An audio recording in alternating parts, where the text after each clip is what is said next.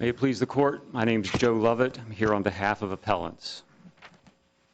The only issue in this appeal is whether the Corps rationally considered cumulative impacts from biological impairment associated with surface coal mining and conductivity. The Corps defined cumulative impact area as the Dingus Run watershed. So think of the watershed as a tree. Dingus Run would be the trunk of the tree, and all of the tributaries are the branches of the tree. Bandmill Hollow and Rayless Fork are the lowest branches of the tree coming in to the trunk that is Dingus Run. So to perform an adequate cumulative impact assessment, the Corps had to know something about the water quality in the trunk, Dingus Run itself, and not just in the branches or the tributaries. Can I ask you just a basic question? Yes. When the prayer for relief in your brief, you just said reverse and remand. What do you want done on remand? Do you want the Corps to prepare an environmental impact statement? I think that the Corps should be ordered to reconsider its its EA, and determine again whether or not to prepare an EIS, and it should give reasons. Do you want them to prepare an EIS? I would like them to prepare an EIS, but I'm not asking the Court to order them to prepare an EIS, only to reconsider its decision, its EA, its environmental assessment, to determine whether or not, based on an analysis of Dingus Run itself, there are cumulative impacts. Is that going to result in anything more than we already have? Because there's already been a 102-page report. And then if that's all we did, it would just be a reiteration of the 102-page report. I think it would be different, Your Honor, because the 102-page report has a lot of water quality data, but almost no data about the central issue in this case, which is the impact of conductivity on impairment or on aquatic life. All of the water quality data, with 4 exceptions, go to conventional water quality criteria, stream chemistry like iron, manganese, aluminum, those kinds of traditional environmental mining impacts. But there's very little analysis of the central issue of this appeal and of EPA and the scientists' concern, which is the effect of conductivity in the watershed on aquatic life. So that is really what the Corps failed to examine, and what it had to examine to reach a rational conclusion here. It didn't really look at those issues. If you look at the record, the Corps, in the environmental decision document, the Corps addressed conductivity and impairment on only 4 samples. The rest is really irrelevant to this appeal. 3 of those samples were in Rayless Fork, where there's no valley fill. The other sample is the one in Dingus Run that the West Virginia Department of Environmental Protection took, which shows their impairment. So it shouldn't result. So you want, on remand, you want a greater number of samples taken throughout the entire watershed? Well, I think that's up to the Corps. I think really what the Corps has to do is assess the science of conductivity, as EPA has told it to do. It must assess that science and make a determination about whether it has enough information to make a determination that there will be no cumulative impacts resulting from this mine. So I think the Corps could gather the information from wherever it will, but it has to go back to the drawing board and assess the issues that it's failed. Do you have an objection to an environmental impact study? No, I would love an environmental impact study, and I'd be pleased if the Court ordered that. I was just arguing that the Court need not do that. I mean, maybe we do, maybe we don't. I don't know, but it seems like we can just sort of jump through hoops and Well, my personal view is that is needed. It's needed for West Virginia, for Virginia, and Kentucky. I know Kentucky's not in the Fourth Circuit, but there's a lot of this mining occurring. Everything turns on this issue about conductivity. The Corps has refused to address it, and you can see that it's in any of its permit issuances, and it's certainly refused to address it in this decision document. So I think personally that an EIS would be useful. Now, the Corps indicates that that they consulted with both EPA and the West Virginia Department of Environmental protection, and that a lot of changes were made after that consultation, and that there were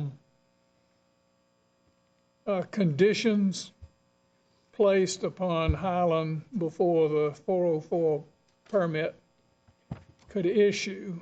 And after these conditions were placed upon Highland and the 404 permit issued, EPA at that point then dropped its objections.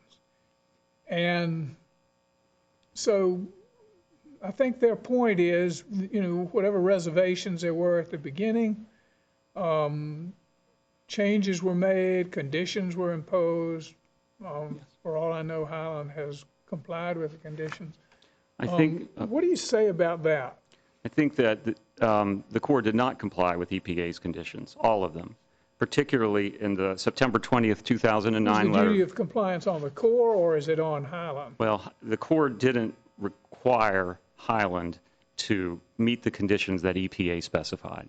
Specifically, it didn't meet the most important condition in the alternatives analysis, which is on page 143 of the appendix, that says the adaptive management plan should contain a sequence of specified actions to be taken in response to specified levels identified by sampling results, including levels of conductivity, total dissolved solids, selenium, and West Virginia Stream Condition Index scoring. So that, again, that point is the heart of this case, because it is the place in this letter that ties together aquatic life, that's the West Virginia Stream Condition Index scoring, and conductivity. It did not do that.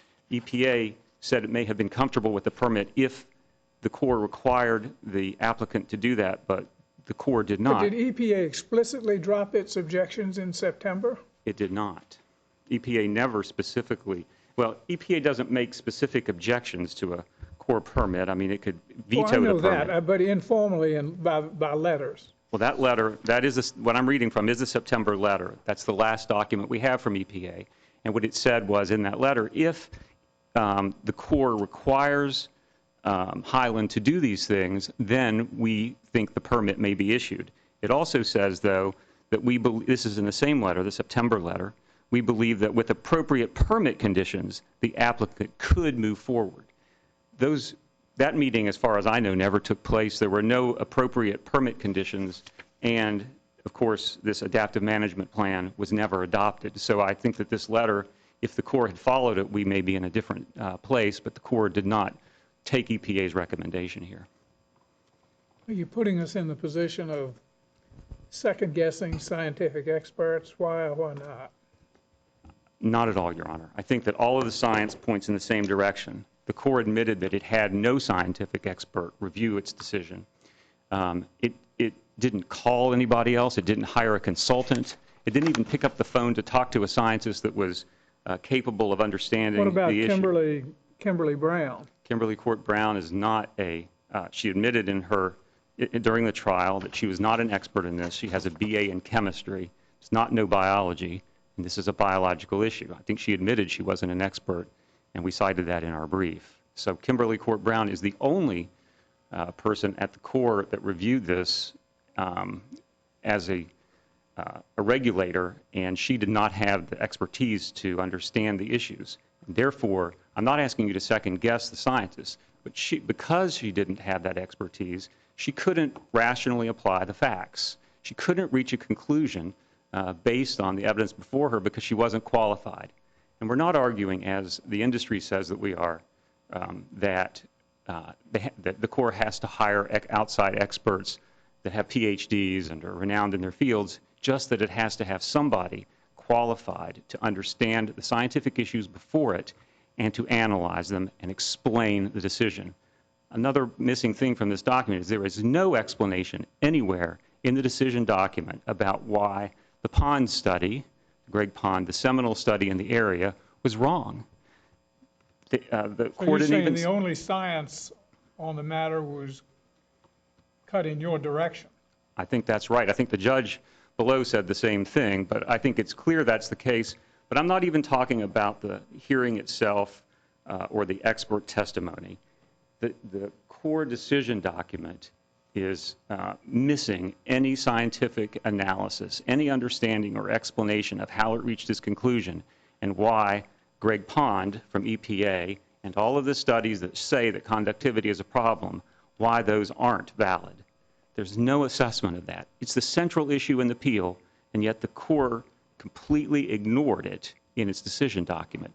It talks a lot about other water quality issues, ones that aren't really relevant here. Highland also, in its brief, raises a lot of other water quality issues, but those are not relevant. The only relevant issue is the relationship among conductivity, stream impairment, and aquatic life. And that is a central issue in this mining, has been for a long time. The Corps refuses to address it. So not a battle of the experts, Your Honor, and I don't think I'm not attempting to ask you to second guess any scientist, just to hold the Corps to the standard of explaining itself and at least understanding the science and showing that it understands the science.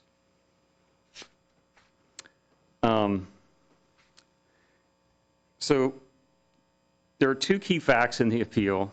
The first is that the West Virginia DEP sampled the aquatic life in the trunk in Dingus Run.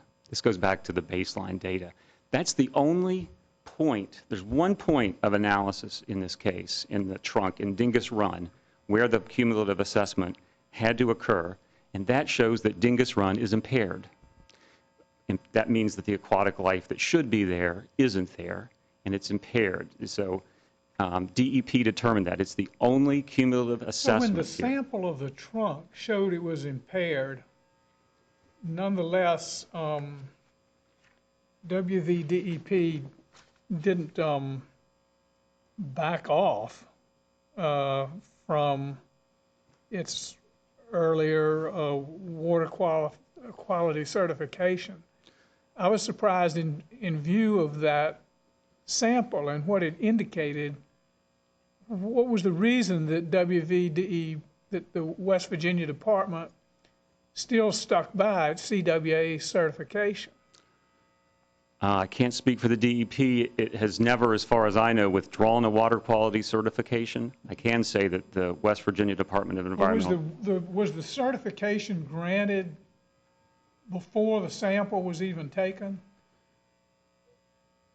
The certification, the permit, the CHIA, the cumulative impact assessment that the WVDEP did, that was the certification was granted in 2008. Yeah, so the certification was before the permit was issued. The West Virginia certification was granted in 2008, and then the impairment listing was in 2010. That's right. Now, was the sampling taken after the certification was granted? Yes, obviously it was. All right. Well, why, in light of the additional evidence, were not either, number one, further samples taken?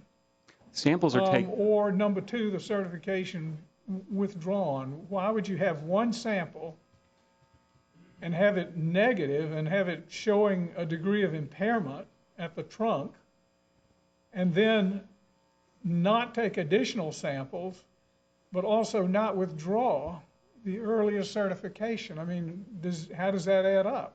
It's really inexplicable, Your Honor. I think that the reason, I can answer one of those questions. The reason that the sample was taken, because the state every 5 years or 3 years has to go and sample streams and turn in what's called a 303D list to EPA to determine which streams are impaired. So that sample was taken by DEP in its normal course of business to determine which streams are impaired. It wasn't related specifically to this project. It was just part of its normal sampling. What does impaired mean? It means that it's not supporting its aquatic life use. But I thought this report indicated that that the stream was viable, that there was clear evidence that it was viable. No, quite the opposite, Your Honor. That report, the only report in Dingus Run, finds a whiskey score of 33. Whiskey is the West Virginia Stream Condition Index. It's a very low score, showing it to be extremely impaired. So there's no question. I'm suggesting that I thought there was evidence suggesting that there was viability, evidenced by insects and the presence of life in the stream itself. But there is life in the stream, but Isn't that what viability is? But the when the state or under the Clean Water Act, it's not just that a stream supports any life. It has to support the life that is supposed to be there. In other words, certain insects or fish are more sensitive to pollutants than others, and the stream has to support those organisms as well as those that are tolerant to the pollution. I was just responding to your answer on impaired, which you said it doesn't support life, and it does. I thought the report indicated that it was. They used the word viable. What I intended to say was that it didn't support aquatic life uses, and that's just baloney language from the Clean Water Act. And aquatic life uses means that it supports all the aquatic life that it would support if it weren't for the pollutant in it. So a WSCI score, a West Virginia Stream Condition Index score of 33 is a very low score. It shows that there are organisms missing from that stream that should be there. And that's a fundamental finding under the Clean Water Act of impairment. And that is the key here. It's the only measurement of impairment in Dingus Run in this case. Even if that score weren't there, even if there were no score, the Corps then would have no way of assessing the water quality of Dingus Run. And of course, it says that it has good water quality. So the Corps is wrong. Its cumulative impact assessment is inadequate because it never looked at the trunk, the place that it's supposed to look, and the place that DEP looked and understood. That's where you look for a cumulative impact assessment.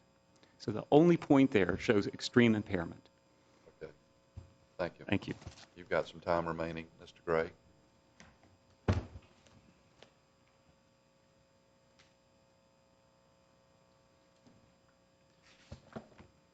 Thank you. May it please the Court. My name is Michael Gray. I'm here on behalf of the Corps of Engineers. If I can, I'll start by addressing the order of the sampling that Mr. Lovett was just talking about, and then back up and talk about what the Corps actually looked at to establish its baseline information, and then the process and the best management practices that the Corps established. The sampling, if you look at page 375 of the Joint Appendix, the sampling that resulted in the 303D listing was taken on September 14th, 2005. The 401 certification here was issued in 2008, and the actual 303D listing based on the sampling was in 2010. So in answer to your question, the sample itself was taken before the 401 certification, but the listing was after that. And as we've said, West Virginia did not revisit its 401 certification after putting Dingus Run on the 303D list. The sample was taken in 2005. The certification was in 2008. And the sample showed an impaired stream or a listing which was well below the numerical listing, which was well below the level of impairment. Why weren't additional samples taken, or why was the certification issued in the face of a sample of the trunk, the receiving stream of all these tributaries, that showed it was well below what the department itself indicates is an acceptable level? Well, a couple of things. First, I think obviously the 401 certification is issued by the state. I'm not here to defend it, but I think I can explain where the state was coming from. I hope one of the things that they said in their 303D listing was that the source and cause of the low score were unknown. So you have a low biological score, but even the state said we don't know why. We're going to develop that information as we develop the TMDLs, which are due in 2023. So without a cause, and then the second part of that is the state had other sampling that's in the cumulative hydrologic impact assessment. That's a document the state prepares when issuing the SMACRA permit. And this goes back to the baseline because that's one of the documents that the Corps relies on here. And the plaintiff's argument is that the Corps didn't look at the trunk or any of the upper branches, but that's just not true. If you look at the cumulative hydrologic impact assessment, which is in the Joint Appendix at 399 to 401, the state had sampling data from a number of streams, including upper tributaries like Freeze Fork and Georges Creek and Ethel Hollow, and a threshold Let me monitoring just site ask at you the this. mouth of Dingus Run. The Corps took 8 samples, I suppose, and the objection to that was that the analysis of the Corps was confined to the a sub-watershed, called Brand Mill Hollow. That's right. Brand Mill Hollow is a small sub-watershed of the overall, a small fraction of the overall Dingus Run. So they're saying that you looked at a very small area of tributaries, but you really didn't get into sampling the receiving stream. And what I'm saying is that is wrong. And it's wrong because we did have those sampling stations in the project area that the applicant set up, but we relied on the cumulative hydrologic impact assessment. And the discussion of that's at pages 247 and 248 of the joint appendix. And that document... Where did you sample water quality outside of the Brand Mill Hollow sub-watershed? Yeah, if you look in the joint appendix at 399 to 401, that lists the streams that the state had sampled water quality in over a number of years. They included, in addition to Brand Mill Hollow, Freeze Fork, which is a tributary equivalent to Brand Mill Hollow, but upstream in Dingus Run. Georges Creek, same thing. Rockhouse Branch, Camp Branch, Pine Fork, Ethel Hollow, Big Dark Hollow, Mash Branch, and Dingus Run, and it discusses there. Who sampled these? These are the state sampling that they issued in a cumulative hydrologic impact assessment. And in this court's Aracoma Coal decision, that's one of the documents in the similar cumulative impacts analysis there that the court said it deferred to the Corps looking at that document as part of the water quality discussion in that case. And so that's a legitimate document under this court's precedence for the Corps to be relying on. And it includes threshold monitoring at the mouth of Dingus Run. And that document concludes that this mine should not cause material damage to the hydrologic regime. You have that document in combination with the 401 certification, which the Corps looked at, and the 402 permit, which the state also didn't make any changes to.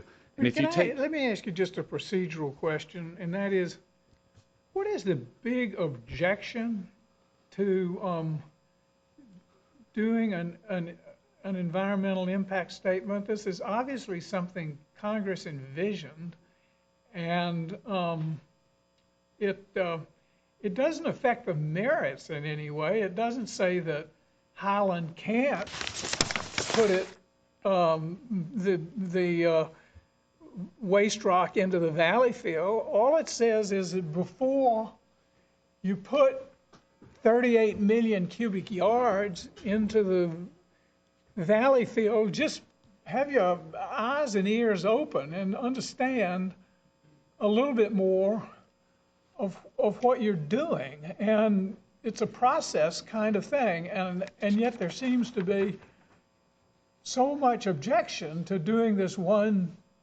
document. And I don't know, is it too much time and trouble? Are you afraid of what you might find?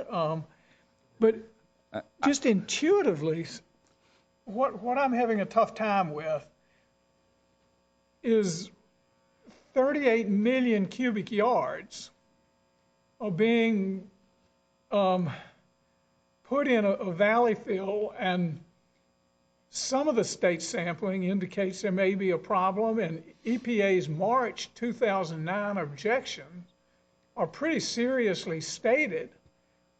And yet, notwithstanding the quantity of the discharge and the potential sensitivity, we're saying, oh, there's no significant environmental impact. And then we have a statute here that says, we'll do this. So you're just digging in against any environmental impact statement. And I just wonder why, because this is not something that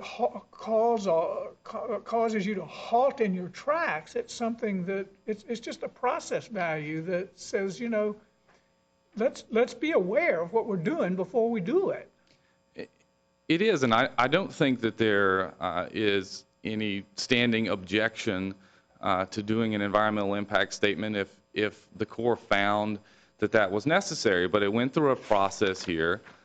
You mentioned EPA issued some objections, and the Corps had a number of discussions with EPA and adopted a number of the best management practices, including monitoring, a bi-monthly monitoring by the state, just for the values, the conductivity that the plaintiffs were discussing, and said if those values are high, the company is going to have to engage in some further mitigation. But the EPA letter from March 2009, and your opposing counsel has said that the September letter is a little bit hedged. But the EPA letter here says the direct and cumulative impacts from this and future mines will be persistent and permanent and cannot be sufficiently or effectively compensated through the proposed mitigation. Then it asserts that the proposed project, quote, will result in significant impacts to the human environment. And I realize there were consultations after that, and there were mitigation measures proposed. And EPA comes with a softer letter in September, but it's also saying, it's also a little bit contingent, and it's hedged. But well, let's be clear about one thing, which is that EPA's letter, the initial letter, the March letter, is not simply asking for an environmental impact statement. Its recommendation was denial of the permit because the standard of the Clean Water Act, significant degradation. And so the Corps then worked with the EPA to say, are there conditions we can impose on this and monitoring that will make this a non-significant degradation under the Clean Water Act, which the Corps then believes is also a non-significant impact under the National Environmental Policy Act, although there may be some room between those two concepts. I'm not sure significant means exactly the same thing in both statutes, but where EPA was then satisfied if you impose these conditions and impose the monitoring, you're not going to have to deny the permit under the Clean Water Act. But you could have an EIS and then proceed to grant the permit.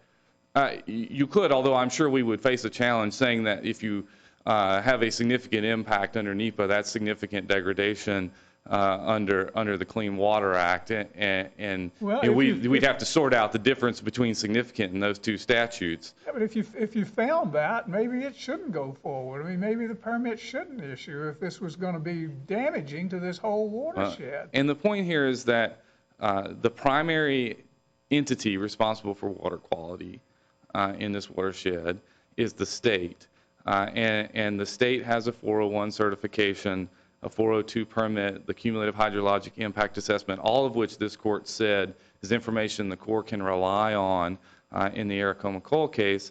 And then you have EPA come in with some objections, and the Corps engaged in a process and said, how can we do this? And they came up with 5 best management practices that the Corps imposed, as well as the monitoring plan with bi-monthly monitoring with further conditions should the impacts that the plaintiffs fear be found at that point.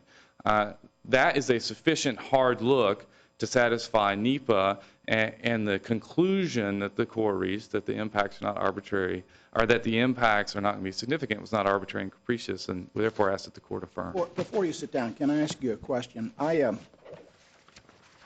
Maybe I'm missing something.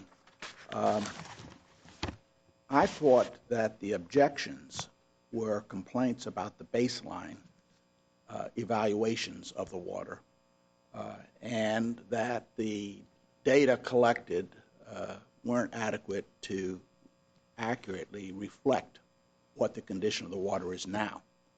And I understand from the report that the condition of the water now clearly reflects 100 years of mining or more, and there has always been some pollutants in that stream, some natural and some from previous mining.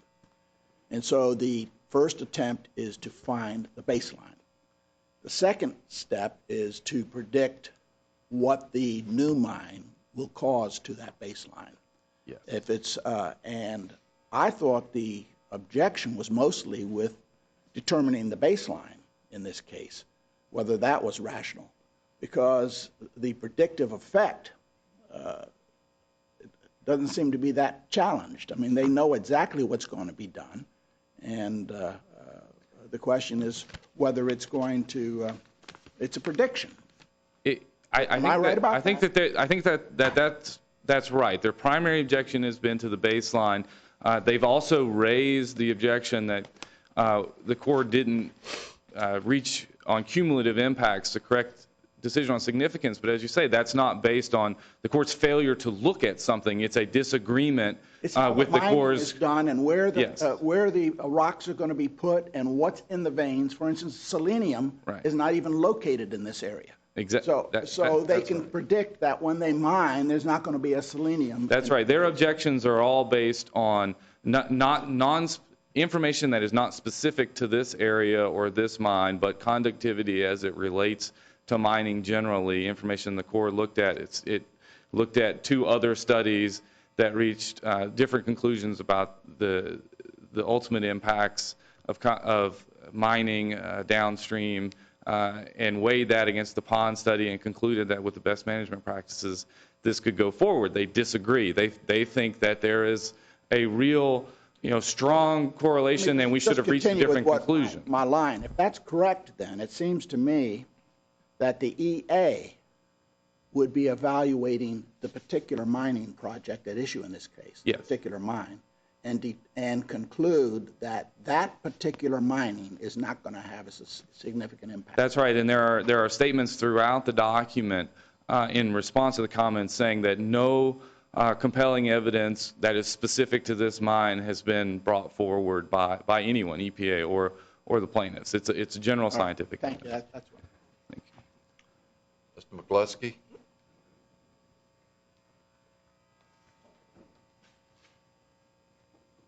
Hey, please the court. I'm Bob McCluskey here for Highland Mining. I'll just follow up on some of the answers Mr. Gray gave, if I might. Start first with the fact of the 303D listing of Dingus Run. That's a listing based on this West Virginia Stream Condition Index that Mr. Lovett mentioned. This case, as Judge Chambers found, is about water quality. The claims of the appellants were exclusively about water quality. The measurement used, the 2005 measurement, is not a water quality measurement. It's a measurement that looks simply at the assemblage of bugs that are in the stream. Many other things, and it's undisputed in the record, can cause changes to the sensitive bugs in the stream. It doesn't have to be a pollutant or even a discharge to the stream. Cutting the trees down, impervious So are material. you saying that the West Virginia sampling was meaningless, or what? It's not meaningless, it's relevant, but I think what the Corps found was that it was not material here. And what I was going to get to was, and that explains a little bit the difference between the 303D listing and the 401 certification. The 401 certification is looking at whether discharges of fill material, not mining, that was resolved in the Aracoma case. The scope of review here is limited to whether the discharges of fill material under the 404 permit will contribute to a violation of water quality standards downstream. And the West Virginia DEP says in its certification it will not. That's a different question than whether the stream should be on some list because of the bug assemblage. What DEP essentially has found is the discharges from this mine will not substantially. My questioning here right at the end, which was, when we do an EA in a case like this, it's a predictive document looking at the mining effort, and in this case, it's really the portion of the mining which takes the surplusage and puts it in the valley there. And the assessment is whether that will create a substantial degradation. That's correct. And to have this fight about the baseline doesn't seem to contribute to a lot until, I mean, obviously, if you create a baseline that's false or phony, but that's where the challenge is. The challenge isn't to the future prediction about what this mining practice is going to cause. And it seems to me to do an EIS with respect to that doesn't contribute anything. Well, the EA itself took 3.5 years here. I mean, this has been in progress for 3.5 years. An EIS would contribute more time, but no new analysis as far as we know. All of the data Has there been any challenge to the predictions about what the rock will cause? I believe there's disagreement between the experts, and that's what Judge Chambers talks about, that there's a fair question in the science here as to the role of conductivity in its correlation or causal relationship to these bug scores. That is a hotly debated topic. And the POND study that OVEC relies on does not answer that question. POND, they claim, is the big game changer between this and the Aracoma case, but POND is not. POND simply looked at whether mining is correlated to change in these bug scores, and he states, and I quote, the premise that mountaintop mining, not conductivity, but mountaintop mining as a whole, causes downstream biological degradation is plausible, given wholesale landscape changes, hydrologic alterations, and potential toxicants that are discharged. And he goes on to say that toxicity tests on conductivity have yielded mixed results.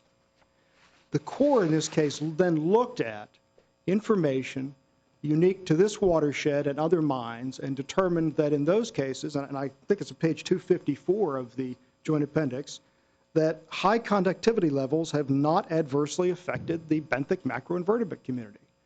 Some of those samples were taken in the Rayless watershed, part of the Band Mill. You said high conductivity levels does not affect aquatic life? That's the Corps concluded that based on the data that was submitted here. And if you look at, I don't understand. I just don't understand how that could be. Because if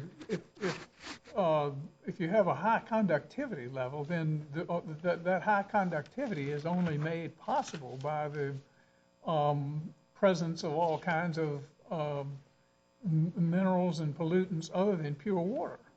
Conductivity, there's no question that conductivity is a product of water dissolving salts out of rock, whether it be part of the discharge that's regulated in this case or not. If you have a pure stream, there's no conductivity. But there's no question about the fact that conductivity is caused by water flowing over broken rock.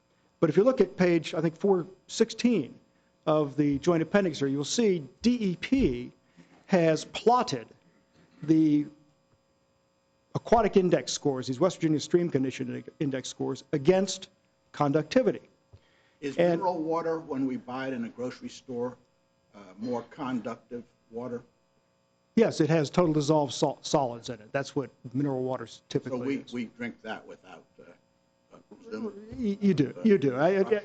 And my opponents would say that doesn't answer the question about mayflies, obviously. But I'm trying to figure out, in response to Judge Wilkinson's question, if conductivity is necessarily hostile to viability. No, it's not. And that's my point. If you look at page 416 and DEP's explanation of this, it's relevant, is it not? It can be relevant, but it is not definitive here. And that's it may not be definitive, but why isn't it relevant? If you have an unpolluted stream, there's going to be no conductivity there. Electricity can't move through that. Well, no conductivity will kill these bugs as quickly as conductivity will. It'll suck the salts right out of them. Right. But what DEP has found is... Can I ask you just a practical question?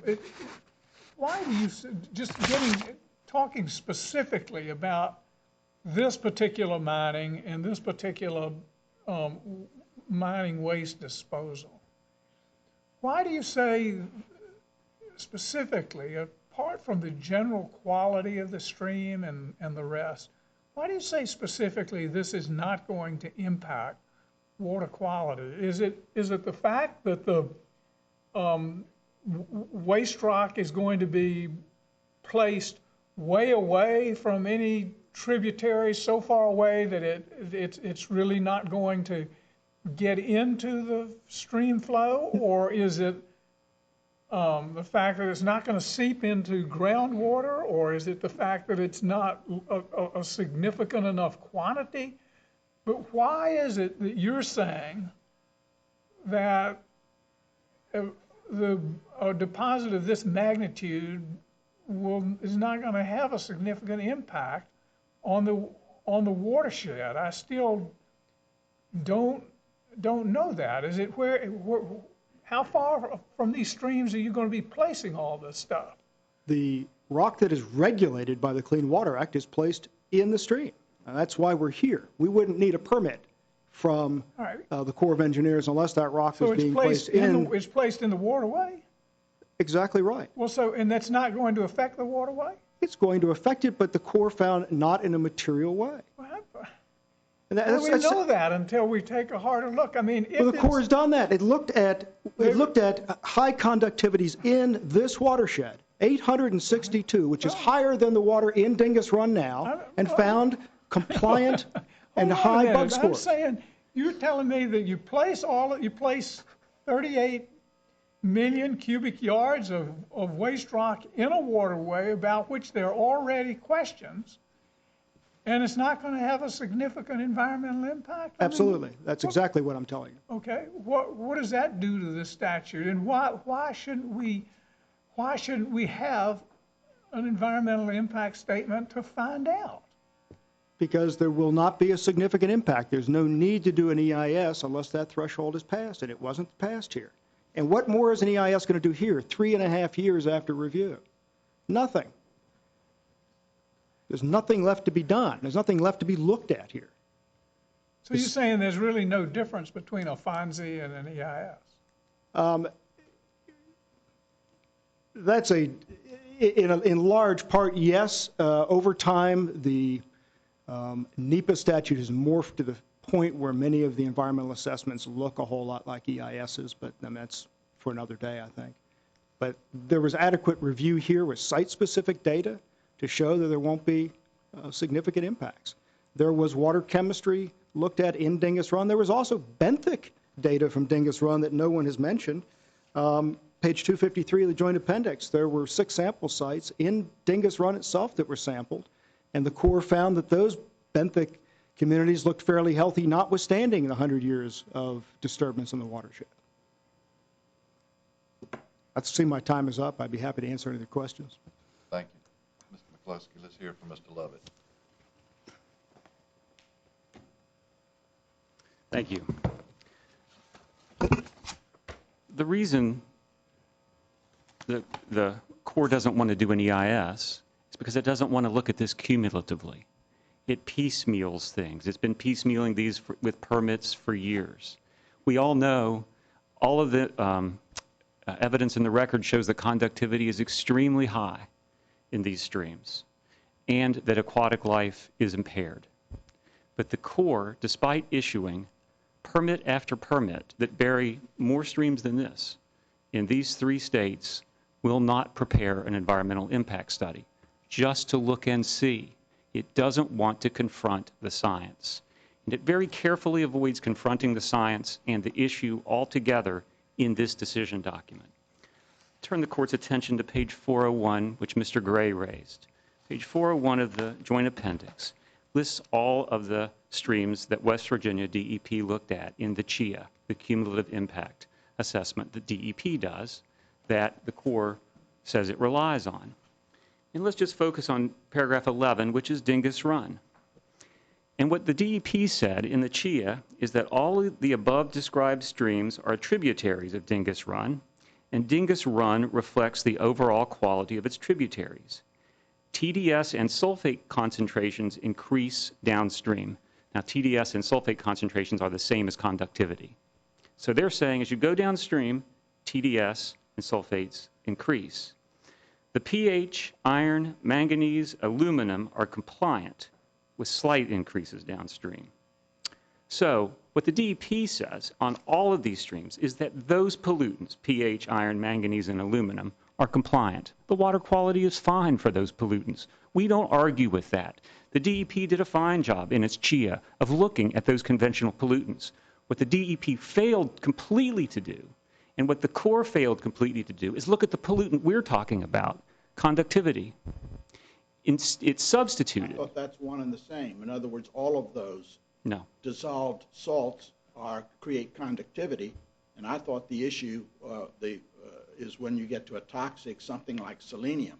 No. And they concluded selenium wasn't implicated here because No, of selenium is mining location. selenium is a completely different pollutant. Well, I It's nothing- understand it is, It's but not part of conductivity. You're suggesting conductivity does not include these metals? It does not include the metal. What it includes here are the TDS and sulfates in the statement. A sulfate is, I'm not a chemist, but I know that sulfates are one of the salts that lead to high conductivity. That is not true of pH, iron, manganese, aluminum, or selenium. They are not the salts. They are not the salts that you talk about.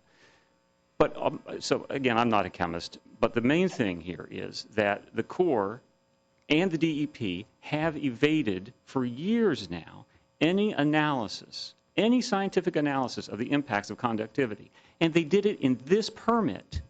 And the way they did it is there are 4 data points here relating to stream impairment. 3 of them, one of which Mr. McCluskey just mentioned, are on Rayless Fork. There is no valley fill on Rayless Fork. So that conductivity number is not relevant to what we're talking about.